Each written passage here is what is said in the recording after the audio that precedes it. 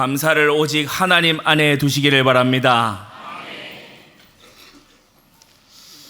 상황 속에 또 재물에 나의 이룬 여러 가지 일들에 감사를 두면 그게 흔들리는 날 감사도 함께 흔들립니다. 그러나 회전하는 그림자도 없으시고 변함이 없으신 우리 하나님 안에 감사를 두면 잃지 않을 줄로 믿습니다. 성경이 참 정확해요. 여호와께 감사하라. 뭐 때문에 감사하냐? 그는 선하시며 그 인자심이 영원하미로다. 감사의 제목 바르게 잡게 되기를 바랍니다. 그래서 감사했다가 안 했다가 안 했다가 이런 감사되지 말고 오늘 우리 맥주 감사 주일인데 나의 감사는 하나님 안에 있다. 나의 기쁨이 그 안에 있다. 완벽한 계획이 실패하는 이유라는 제목으로 말씀을 받습니다. 오늘 우리 맥주 감사절입니다. 초실절과 칠칠절을 합쳐서 보리 추수하는 초실절, 밀 추수하는 칠칠절 또는 오순절 이걸 합쳐서 맥주 감사절이다 이렇게 크게 부릅니다. 둘 다 첫 소산의 절기지요. 좀 더 영적인 의미로 얘기하자면 첫 열매 대신 그리스도 뒤에 모든 열매들이 뒤따라 나는, 보리고 밀이고 함께 하면 될 건데 굳이 이걸 두 개로 나눠서 이렇게 설명한단 말이에요. 레위기 23장에 첫 열매 대신 그리스도 뒤를 알곡되는 우리들은 뒤따라간다. 레위기 23장 14절에 이 절기의 특징이 뭐냐? 너희는 너희 하나님께 예물을 가져오는 그날까지 떡이든지 볶음곡식이든지 생이삭이든지 먹지 말지니 라고 하셨어요. 아멘입니까? 한번 상상해 보세요. 이 초실절, 맥추절 이제 지키는 그 집집마다 아이들이 아마 아우성일 겁니다. 빨리 이거 가서 예물 드리고 우리 떡 먹자. 빨리 하나님께 먼저 드리고 우리 곡식 볶아서 먹자. 왜냐? 이 규례 때문에. 하나님께 먼저 하라는 이 규례가 있기 때문에 아마 맥추절이 다가오면 이 규례를 아는 이스라엘 백성들은 전부 다들 그런 분위기이겠죠. 우선순위를 확립하시기 바랍니다. 맥추절은 무슨 절기냐? 말씀과 성령을 나의 우선으로 삼는 절기다. 최우선으로 하나님의 것을 우리는 생각해야 됩니다. 하나님께 최우선하십시오. 하나님을 위해서도 그러하지만은 마태복음 6장 33절 너희는 먼저 그의 나라와 그의 의를 구하라. 그리하면 이 모든 것을 너희에게 더하시리라. 이것의 성취 인생들이 되시기를 바랍니다. 사람이요 자기의 생각을 앞세우다가 이 실패해요. 그만. 오늘 이것이 본문이잖아요. 자기의 경험을 앞세우다가 그만 실패해요. 하나님을 의뢰하는 것을 앞세워야 되는데 하나님의 말씀에 우리가요 앞세워야 되는데 우리가 잘못하는 인생을 잘못 가는 우리 되지 마시기를 바랍니다. 목자를 앞서 달려가는 양이 되지 마시라. 목자를 따라가는 양이 되시라. 참 재밌는 풍경이죠. 제가 아들이 있고 딸이 있고 그렇잖아요. 우리 일도가 뛰는 거 좋아해요. 그래서 저도 어릴 때 뛰는 거 엄청 좋아했지만 일도도 만만찮게 뛰는 거 좋아합니다. 어디 나가면 앞에 뛰어갑니다. 좀 안전하다 싶으면 놔주면요 앞으로 뛰어가요. 뛰어서 한참 갑니다. 우리 이쪽으로 가는데 그러면요 일조야 거기가 아니야 돌아와. 그러면 달려간 만큼 또 달려와야 돼요. 그래서 돌아와서 어디로 가는 거예요? 우리 인생이요 목자 대신 주님을 앞질러 가면요 괜히 힘들어요. 목자 대신 주님을 따라가시기 바랍니다. 하나님을 내 앞에 인도자로 따라가야 돼요. 하나님을 목자 삼고 따라가야 돼요. 하나님의 뜻을 우선하시기 바랍니다. 아브라함이요 독자 이삭보다 하나님 순종하는 걸 앞에다 뒀어요. 이후로요 하나님의 시험이 없는 거 있죠. 이후로요 환난도 없는 거 있죠. 여러분 이렇게 확립되시기를 바랍니다. 오늘 이 메시지가 지금 확립 메시지입니다. 우리가 양육해서 말씀 먹고 쭉 양육해가 기도응답도 체험하고 양육해가지고 확립의 시간표가 오거든요. 그 확립이란 뭐냐? 하나님이 나의 인도자, 여호와는 나의 목자이시니 내가 부족함이 없으리로다. 이게요 확립이에요. 이게 되는 사람은요 그때부터 하나님의 사심을 체험하는 증인 인생이 되게 되는 겁니다. 이삭이요, 아버지보다 훨씬 빨리 깨달았지요. 이런 나이에 다 이 확립을 통과하는 걸 볼 수 있어요. 뭐냐? 기근든 땅에 자기 아버지 아브라함은요, 도망치기 바빴어요. 형편 살피고 상황 살피고 막 이렇게 막 세상에 뭐 이렇게 돌아가는 거 살펴보고, 아브라함은 거기에 바빴어요. 근데 이 아들 이삭은 하나님의 은혜로 기근든 땅에 약속 붙잡고 딱 남아 있는 거예요. 약속의 땅, 메시아 오실 땅에 남아 있었더니 어떻게 됐습니까? 100배를 거두는 은혜가 임했습니다. 여러분, 상황보다 어려움보다 하나님의 언약을 우선하십시오. 그 아들 야곱을 보세요. 아버지께 받을 유산보다요, 하나님의 이 언약을 앞세웠어요. 하나님께 받을 그 언약, 하나님의 그 제사장의 계보, 그걸요 더욱더 사모한 거예요. 이 야곱의 생애가 부족하고 흠이 많았지만 하나님이 함께 하시는 걸 보게 됩니다. 참 함께 하시는 은혜가요 임하는 거예요. 참 예를 들어 약복강가에서 브니엘의 그 밤이 보세요. 하나님이요 찾아오셔가지고 관리해 주시잖아요. 허물이 많고 흠이 많은데 중요한 언약을 붙들고 있으니까 하나님이 야곱을 이스라엘 되게 하시는 것입니다. 요셉은 죄의 유혹보다, 잠시 잠깐의 죄의 유혹보다 하나님 앞에 경건하게 서기를 앞세웠어요. 이후에 이어지는 모세도 우리가 히브리서에서 뭐라고 말합니까? 잠시 죄악의 낙을 누리는 것보다 하나님의 백성과 함께 고난받기를 더 좋아하고, 할렐루야, 이 우선순위가 선 사람이 제자의 길로 나아가게 되는 것이다. 불신 세계는요, 또 믿음 세계는 서로 사는 방법이 달라요. 불신 세계는 계획 세워서 삽니다.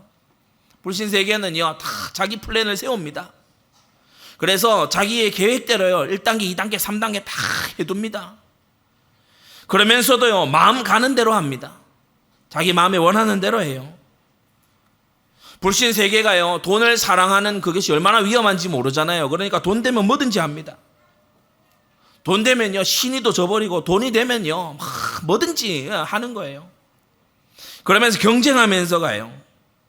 땅의 것만을 바라보면서 살아가요. 그러나 믿음의 세계는 다른 줄로 압니다. 믿음의 세계에 있는 사람은요 계획 세우는 게 아니고, 계획이 없는 게 아니고 계획을 발견한다. 하나님의 계획을 시시각각 발견하시기를 바랍니다. 그러려면 기도해야 돼요. 나를 향하신 하나님의 계획을 알려면요 말씀 잡고 기도해야 돼요. 강단 말씀이 왜 중요하냐? 그 주간에 내게 말씀하시는 하나님의 말씀이에요. 그래서 그 말씀 붙잡고 기도 속에 들어가면요 죄에 심각하게 빠져있지 않는 이상 보이게 됩니다. 제가 단서를 달았습니다. 죄에 심각하게 물들어 있지 않은 이상 말씀 붙잡고 기도하면 길이 보이게 돼 있어요. 하나님이 알려주시게 돼 있어요. 우리 하나님 살아계시거든요. 그러나 죄를 품으면 그가 듣지 아니하시리라. 채널이 끊어져요. 연결 상태가 안 좋아요. 우리가 왜 그럴 때 있잖아요. 와이파이가 연결이 안 되네. 그럼 목통이지 뭐 못하지. 하나님과 연결이 되면은 인도하시고 주님께서는 공급하시는 줄 믿습니다. 마음을 은혜로 굳게 하는 거 있지요. 마음을 은혜로 굳게 해요. 우리 오늘 부모님들 잘 들어야 됩니다. 자녀가 여러분의 우상이 되지 않도록 주의하십시오. 자녀가 바로 서는 데 있어서 마지막 부모에게 하시는 하나님의 시험이 뭐냐? 바로 아브라함의 시험이에요. 너 이 자녀보다 나를 더 사랑하니? 많은 사람들이요 자녀를 위해서 하나님께 막 이렇게 충성도 하고 뭐 하고요, 우리 자녀 복 받기 위해서 막 이렇게 합니다. 그거 바뀌어져야 돼요. 그거 정말 고쳐져야 돼요. 그렇게 될 때에 자녀도 바르게 서게 돼 있어요. 내가 하나님 중심으로 바로 딱 설 때요 자녀가 바르게 서게 돼 있어요. 자녀를 통해서요 부모를 기도시키시는 하나님의 이 손길이요 많습니다. 자녀를 통해서요 부모를요 만들어 가시는 거예요 하나님이. 근데 그걸요 알아채고요 마치 이삭이 셈의 근원으로 자발적으로 막 올라가듯이 먼저 하나님의 뜻으로 올라가잖아요. 조기에 끝나게 돼요. 속 썩이는 자녀가요 조기에 돌아오게 돼요. 여러분 간단합니다. 잔소리가 되는 게 아니고 이것저것가 되는 게 아닙니다. 하나님이 역사하시면 돼요. 하나님이 그 마음에 한 번 딱 역사하시면 돼요. 그 길이 뭐냐? 하나님 앞에 부모가 바로 서면 되는 것인 줄 믿습니다. 이사야 60장처럼요 아들과 딸들이 안기오게 되는 거예요. 여러분 우리는 마음을 은혜로 굳세게 해야 돼요. 하나님의 은혜로 마음을 굳게 해야지 내 자녀가 못났다고 해서, 내 자녀가 잘났다고 해서 그게 마음에 가득 차 있으면 그 뭐가 되겠어요? 우리는 돈 중심 되지 말고 사명 중심이 돼야 됩니다. 어떤 분들이 그러더라고요. 이렇게 짧게 막 외국을 갔다 오는데 이렇게 하니까 돈 많이 들고 이렇다. 그 돈 생각하니까 그런 거예요. 사명 생각하면은 그렇게라도 가야 돼요. 사명 생각하면 그렇게 해야 돼요. 맞습니까? 하나님이신 우리 예수님이 무슨 대간절 이 땅에 볼 것이 있고 영화로움이 있다고 이 땅에 성육신하여 오십니까? 아무리 따져봐도 손해지. 마지막 아멘 합시다. 하나님이 저와 여러분 같은 이런 거 구해가지고 뭐 덕을 보겠다고. 그러나 사랑 때문에, 사명 때문에, 성부 하나님의 영광 때문에, 아버지의 뜻 때문에 우리 주 예수님이요 헌신하신 거예요. 사명 중심이 돼야 됩니다. 계속 계산기 두드리는데 익숙해져 있는 분들 사명 중심 돼야 됩니다. 돈이 중요합니다. 맞아요. 돈이 있어야 되고 중요하지요. 그러나 돈이 절대가 되면은 안 돼요. 사명이 절대가 돼야 된다. 우리는 경쟁하면서 가지 말고 섬기는 자 되시기를 바랍니다. 회사에 가서도요 섬기는 자가 돼보세요. 자꾸 도와주려고 해보세요. 내일 아닌데 똥볼 주냐 이렇게 나가지 말고 좀 이렇게 섬기려고 해보세요. 하나님의 약속대로 되는 줄 믿습니다. 위의 것을 찾으라고 했어요. 위의 것. 주님은 믿음의 세계 안에 있는 자들에게 땅의 것 찾지 말고 위의 것 찾으라고 했어요. 영원히 상 받을 그거를 하세요. 하나님께 영원히 기억될 그것을 하시기 바랍니다. 오늘 본문에요 다윗이 이런저런 이제 일들을 해요. 사독과 아비아달을 불러서 유다 백성의 장로들에게는 이렇게 말하고 아마사에게 가서는 이렇게 말해서 요렇게 일이 되게끔 해라. 딱 이렇게 나와요. 크게 세 가지인데, 첫째, 다윗의 매우 합리적인 완벽한 계획입니다. 이건요 합리적으로 생각했을 때 너무 맞아요. 굉장히 면밀하게 상황을 파악한 속에서 나온 계획이에요.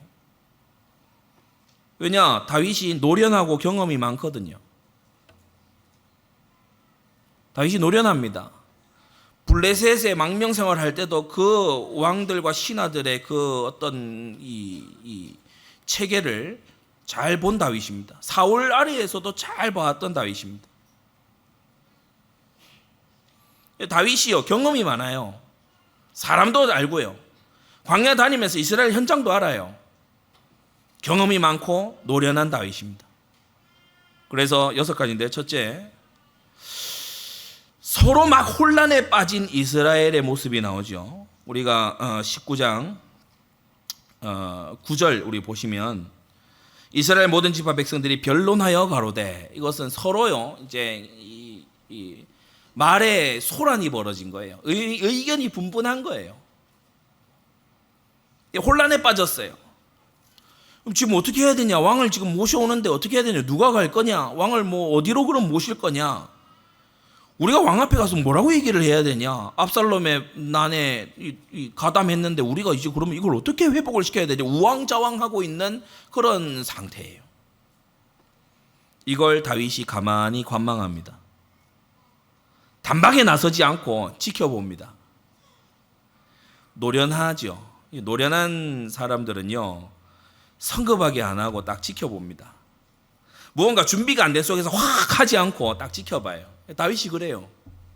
딱 지켜봐요. 상황을 정확하게 파악하기 위해서 딱 지켜봅니다. 어느 지파가 지금 이런 때에 오늘 충성도 테스트하기 얼마나 좋습니까? 그죠? 어느 지파가 먼저 나서는지, 어느 지파는 안 나서는지, 누가 말하는지 딱 문제 왔을 때 딱 보는 거예요.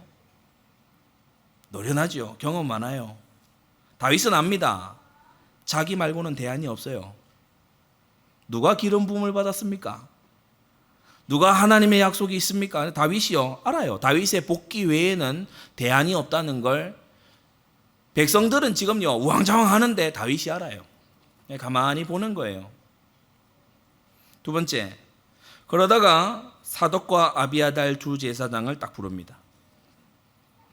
다른 사람을 사신으로 보내도 돼요. 군장 요압도 있고요. 또 아주 활약했던 후세도 있고요. 뭐 아주 이렇게 유력한 그런 부하들이 다윗 주변에 있습니다. 그런데 딱 사독 아비아달 딱 부릅니다. 이유가 여긴 있죠. 제사장들, 특히 레위 지파의 전폭적인 지지가 나에게 있다. 이걸 보여주는 거예요. 사독 아비아달 둘 중에 한 사람만 해도 굉장히 이게 힘이 센데 두 사람 다를 딱 불러요. 이게 무슨 말이냐? 지금 하나님을 섬기는 레위 지파 제사장들은 내 사람들이다. 이걸요 이스라엘에 딱 보여주는 거죠. 그러면서 세 번째, 이들을 유다 장로들에게 보냅니다. 전통적인 지지 세력, 헤브론에서 왕을 할 때부터 유다가 다윗이 유다 지파 출신이기도 하고 유다 지파가 다윗의 전통적인 지지 세력이거든요. 거리로 딱 보내요. 합리적이지요. 반역을 막 이렇게 했던 뭐 단에서 브엘세바까지 저 단에 있는 거기부터 간 게 아니고 딱 전통적인 지지 세력부터 이게 먼저 딱 규합을 하기 위해서 보내요. 그러면서 하는 말이 너희는 내 형제요 고류기연을 어찌하여 나중에 되리요. 이 말은 너희가 앞장서라 이 말이기도 하지만 또 한편으로는 너희가 내가 가장 총애하는 내가 가장 신이 많은 지파 아니냐. 너희에게 우선권이 있다. 이 차에 나에게 좀 인정을 받아라. 이런 정치적인 제스처죠. 넷째, 4, 5, 6번 이 세 가지 아마사를 군장으로 삼는 이것 속에서 다윗이 생각한 게 세 가지예요. 압살롬의 군장, 이 반역 세력의 군장이었던 아마사를 자신의 군장으로 딱 받아들이기로 합니다. 굉장히 배포가 큰 거예요. 반란군을 처벌하지 않고 용서하겠다는 선언입니다. 압살롬의 군장이었던 아마사를 내 군장 삼겠다. 이 말은 너희 두려워하지 마라. 내가 아마사를 받아들이고 너희 모두도 내가 안고 가겠다. 그 사인이죠. 이로써 내전을 종식시키고 전 민족의 화합을 방금 전까지 요단 근처에서 싸움 붙었던 이들을 이제는 내가 아마사를 군장으로 받아들임으로써 이제 싸움은 끝났고 모두 다 받아들이고 다 원래대로 돌아가자. 이게 아마사를 군장으로 삼는 첫 번째 이유예요. 두 번째는 뭐냐? 이 아마사가 다윗의 조카입니다. 그렇다는 건 유다 출신이죠. 그러니까 이 아마사를 통해서 유다 지파에게 다시 설득하는 좋은 구실이 되는 거예요. 그 왕의 내각이 유다 지파 사람으로 다시 채워질 거야. 그러니까 걱정하지 마. 유다 지파 너희들 이 일로 걱정할 필요 없으니까 선두에 나서서 왕의 기한을 돕도록 해. 그러면서 여기에는 마지막 여섯 번째 요압을 대신하여 라고 다윗이 말했죠. 아마사를 군장으로 삼는 건 이 기회에 압살롬 죽이지 말라 한 명령을 가서 막 대범하게 어긴 이 요압을 벌을 줘야겠는데 또 자기를요 막 핀잔을 주고 나가 협박을 하는 이 요압을 물러나게 해야 되겠는데 그 대안이 아마사다 이거죠. 그러니까 다윗이 이 속에서 얼른 봐도 한 6가지 정도를 지금 합니다. 일어나게 되는 효과들을 다윗이 다 알고 있어요. 다시 혼란에 빠진 이스라엘을 가만히 놓아두었다가 이들이 막 이렇게 들끓도록 놔둬요. 그리고 자기가 그걸 해결해주면 굉장히 왕권이 강해지지 않겠습니까? 그러면서 제사장들을 특사로 보내요. 그것도 유다 장로들에게 보내요. 아마사를 군장으로 세워서 압살롬 반역했던 그 무리들을 다 이렇게 포용을 해요. 그러면서 이 아마사를 통해서 유다 지파를 또 설득을 해요. 이 아마사를 요압을 대신하게 해서 요압을 물러나게 만들어요. 굉장히 노련한 완벽한 계획처럼 보입니다. 그리고 이 다윗의 계획은 순조롭게 이루어지는 것처럼 보입니다. 14절 보시면 모든 유다 사람들로 마음을 일제히 돌리게 하매 유다 사람들이요 좋다 이렇게 됐어요. 왕은 우리의 고륙이고 또 우리 유다 지파 출신 아마사를 군장으로 또 세워준다고 하고 저 아마사가 군장으로 세워주니까 반란에 설령 가담했어도 우리가 다 용서받을 거고, 야, 왕이 참 덕이 엄청나시구나. 모시로 이제 길갈로 나가는 것입니다. 큰 두 번째. 그런데 이 완벽한 계획이 철저히 실패로 돌아가요. 완벽한 계획인 것 같아요. 그런데 이게 실패로 돌아가요. 이어지는 19장 20장의 작은 첫 번째로 더 깊어진 남북 갈등입니다. 다윗은 이 갈등을 종식시키려고 이렇게 계획을 세워서 하는데 오히려 갈등이 더 심해져 버렸어요. 왕이 길갈로 건너오는데 이스라엘 10개 지파 이 장로들이 나와서 어찌하여 왕을 도둑질하느냐 이렇게 이제 도발을 하는 거예요. 유다 지파가 먼저 모시러 나오니까. 그러니까 이 유다 지파가 또 대답해요. 우리가 지친인 까닭이라. 야, 우리는 혈육이잖아. 우리는 가까운 사이야. 왕하고 우리는 같은 지파야. 야, 우리가 무슨 왕에게 뭐 돈 받고 하냐? 이거를 그러면서요 이스라엘에게 또 이렇게 쏘아붙이죠. 그러니까 이 10개 지파 이스라엘이 또 가만히 있습니까? 우리는 지분이 10개고 너희는 1개야. 우리는 왕에 대해 10분을 가졌다. 무슨 말이냐? 우리는 지파가 10개고 너희는 1개인데 그렇게 우리를 무시하고 그렇게 하냐? 어찌하여 우리를 멸시하여 우리와 먼저 의논하지 아니하였느냐? 라고 이스라엘 10개 지파가 달려드는데도 유다 지파의 말이 더 강경하였다. 이렇게 나오죠. 그러니까 이 지파 간의 이 경쟁과 싸움이 다윗이 복귀할 때 사그라든 게 아니고 더 터져버린 거예요. 두 번째, 다윗이 복귀해서 예루살렘 성에 들어가기도 전에 압살롬의 난이 진압된 지 얼마 안 됐습니다. 그런데 예루살렘에 들어가기도 전에 또 다른 반란이 터져요. 세바의 난입니다. 20장 2절에 온 이스라엘 사람들이 다윗 쫓기를 그치고 올라가 비그리의 아들 세바를 쫓으니, 이 비그리의 아들 세바는 베냐민 지파 사람이죠. 유다 사람들은 왕에게 합하여 요단에서 예루살렘까지 쫓으니라. 이거 왕이 복귀를 하는데 또 반란이 터져버렸어요. 10개 지파가 방금 전까지요 다윗의 복귀를 논의했어요. 그런데 이들의 마음이 확 돌아서 가지고 세바의 반란에 다 가서 가담하는 거예요. 이 반란이 얼마나 컸느냐라고 하면 다윗이 20장 6절에 가면 말합니다. 비그리의 아들 세바가 압살롬보다 우리를 더 헤아리니, 그러니까 이 압살롬의 난보다도 오히려 더 위협적인 반란으로 세바의 반란이 터져버려요. 문제를 수습하려고 계획을 세워서 했는데 문제가 더 커져버린 거예요. 세 번째, 이 아마사를 통해서 다윗이 노린 게 적어도 3가지거든요. 반란군을 내가 포용하겠다. 유다 지파 사람 기용하니까 유다 지파 너희들 근심하지 마라. 요압을 물러나게 하고 아마사를 대신해서 하겠다. 근데 이 아마사가 고마 죽어버려요. 이 아마사가 사실 수완도 별로 안 좋은 것 같아요. 능력이 별로 안 돼요. 20장 5절을 보면 아마사가 유다 사람을 소집하러 가더니 왕의 정한 기한에 지체된지라.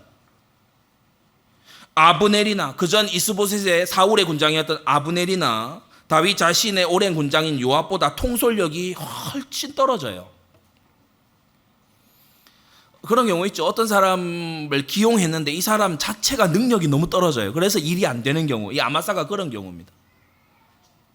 그러니까 요압을 대체할 만한 그런 장군이 아니에요. 통솔력이 안 돼. 유다 지파 출신인데 유다를 통솔을 못하는 거예요. 참, 이런 사람을 애초에 군장으로 뽑은 압살롬도 정말 보는 눈이 없지만 그걸 또 받아들인 또 다윗도 참 이 눈이 가려진 겁니다. 결국 요압이 이 아마사가 자기를 대신해서 총사령관이 될 거라는 걸 알고 암살해버리죠. 요압의 군권은 계속됩니다. 다윗이 세운 계획 전부가 수포로 돌아갔어요. 이제 마지막 세 번째, 오늘 우리가 교훈을 얻어야 되는데, 완벽한 계획이 실패하는 이유 4가지입니다. 첫째, 지금 다윗은 고범죄로 인해서 징계받고 있는 중입니다. 여러분의 영적 현 주소를 체크하시기 바랍니다. 우리는 우리 각자의 영적 현 주소를 체크해야 돼요. 지금 하나님과의 관계가 어떠한가? 이걸요, 체크하고 있어야 돼요. 신명기 28장의 교훈이 뭡니까? 들어왔냐 나갔냐, 성읍에 있냐 들에 있냐, 이런 조건은 중요한 게 아니에요. 하나님이 복을 주시면 성읍에 있든 들에 있든 나가든지 들어오든지 복을 받게 되지만, 하나님이 저주하시면 성읍에 있고 들에 있고 들어오고 나가고 이건 하나도 안 중요해요. 무조건 저주받아요. 상황이 축복과 저주를 결정하는 게 아니고 하나님이 결정하십니다. 거역하는 자에게 네가 들어와도 저주받고 나가도 저주받는다고 했어요. 요렇게도 해보고 저렇게도 해보고 내가 잘못했나? 다시 저렇게 해보고. 아닙니다. 하나님 앞에 바로 서야 됩니다. 29절에도 보면 소경이 어두운 데서 더듬는 것과 같이 네가 백주에도 더듬고, 이렇게 말씀하죠. 판단이 안 되는 거예요. 하나님께서 치시면 모든 뛰어난 계획도 완벽한 계획도 무너지고야 맙니다. 여호와께서 성을 지키지 아니하시면 파수꾼의 경성함이 허사로다. 하나님이 지키시는 생애가 돼야 돼요. 하나님께서 눈동자같이 지키시는 생애가 돼야 될 줄 믿습니다. 그러려면요, 하나님을 우선하세요. 하나님께 소망을 두세요. 하나님께 여러분이요, 믿음을 두고 기쁨을 두게 되시기를 바랍니다. 우선해야 돼요. 우선. 그런데 저 두 번째로 다윗이요, 먼저 기도하지 않고 생각을 앞세웠어요. 경험을 앞세웠어요. 제사장이 주의 종이 없었냐? 있어요. 부르면 바로 오는 제사장이 있잖아요. 근데 잘 들으세요. 주의 종 제사장 기름 부음 받은 아론의 자손 이 제사장들에게 물은 게 아니고 통보했어요. 우림과 둠밈이 있고 언약궤 앞에서 늘 분향하는 이 제사장에게 여호와의 뜻을 물어야 되잖아요. 근데 다윗이 묻지 않고 이 제사장들에게 통보해요.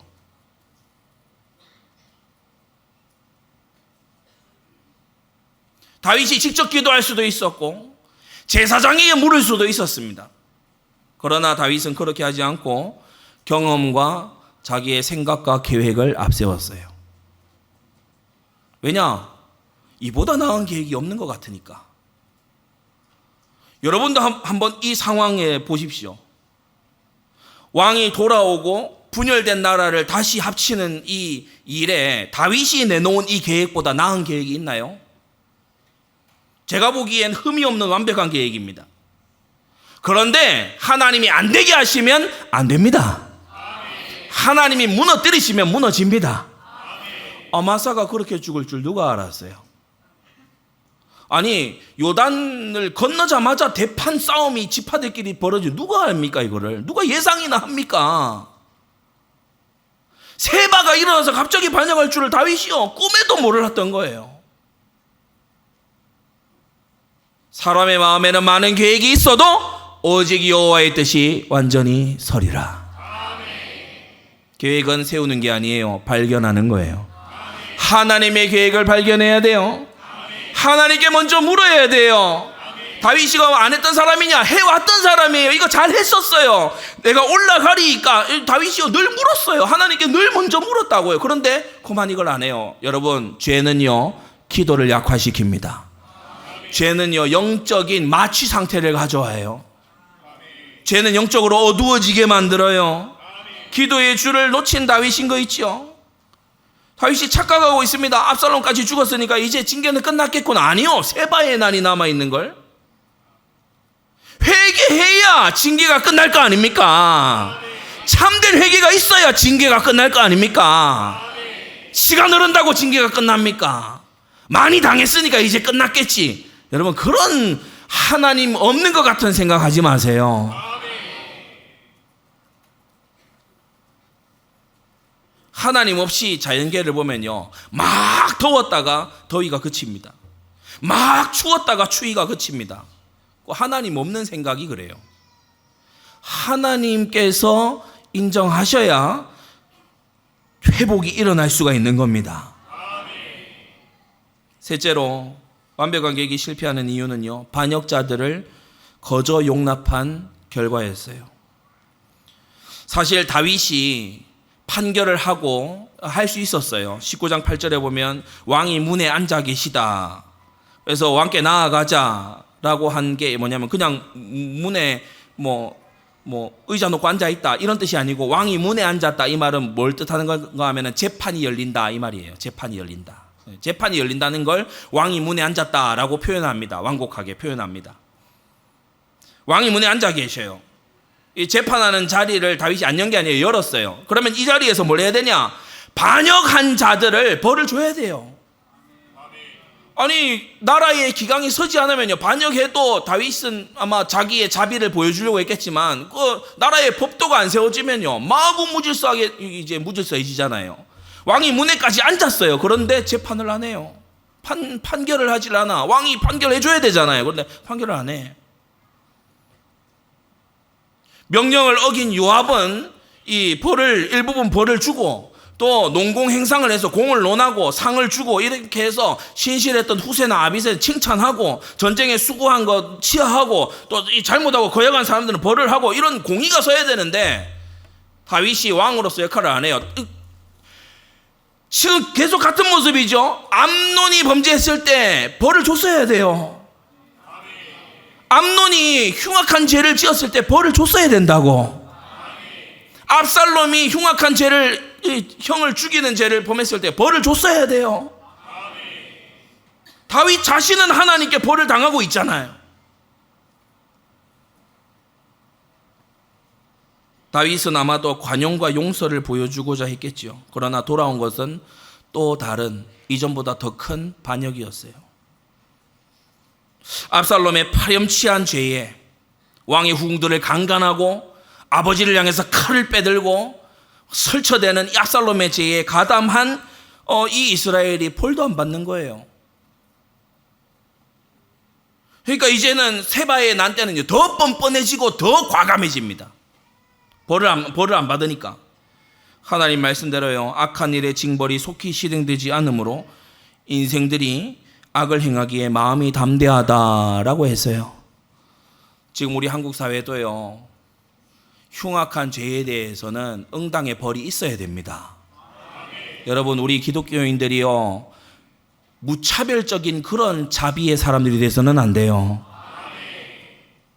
요 얼마 전이었지요. 묻지마 살인, 칼부림 그런 거 막 해도요 교도소 가 따신밥 먹이고 있고 뭐 그런 거예요. 뭐 얼마 지나면은 정상 정신에 약함이 있었다 이러면서 참작해가지고 또 풀어주는 거예요 또. 그러니까요 이 시민들이 불안해하잖아요. 그렇게 막 날뛰어도요 주치 감형을 왜 해줍니까? 심신미약이래. 술 먹고 죄 저지르면 감형해 준다면서. 그런 게 어디 있어요. 그러니까 그렇게 되니까 여기저기서 죄 저지르는 사람들이요 마음이 담대해져요.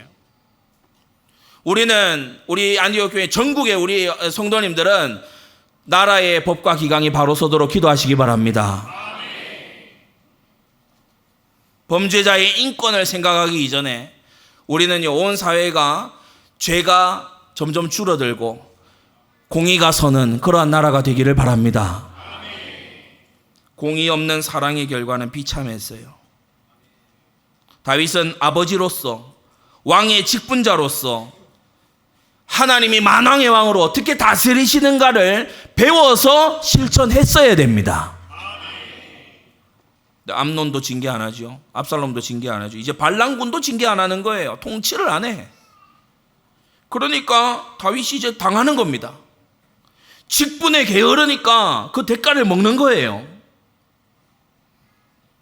넷째, 완벽한 계획이 실패하는 이유. 다윗에게 더 이상 힘 있는 후계자가 없어요. 왕위 계승 1순위 암논이 갔어요.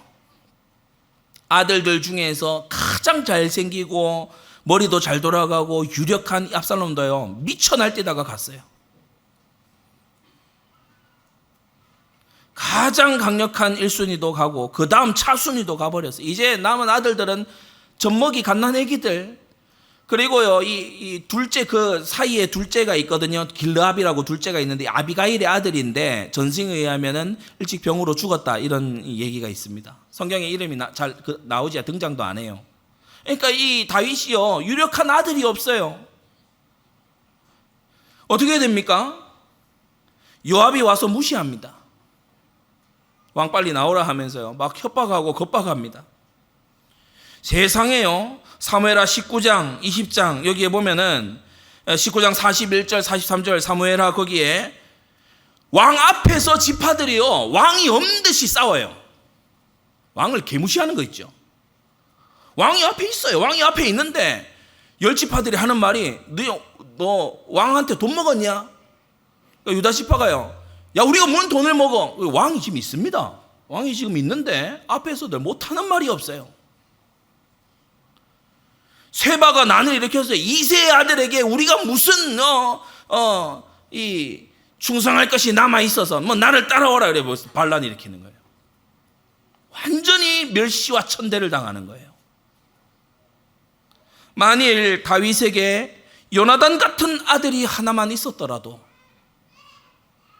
하나님을 경외하고 하나님의 보호가 있고 자타가 공인하는 이 요나단 같은 아들 하나만 있었더라도 이런 괄시를 받겠습니까? 요압이요, 압살롬이 살아있을 때까지는요, 다윗을 그렇게 업신여기지 않았어요.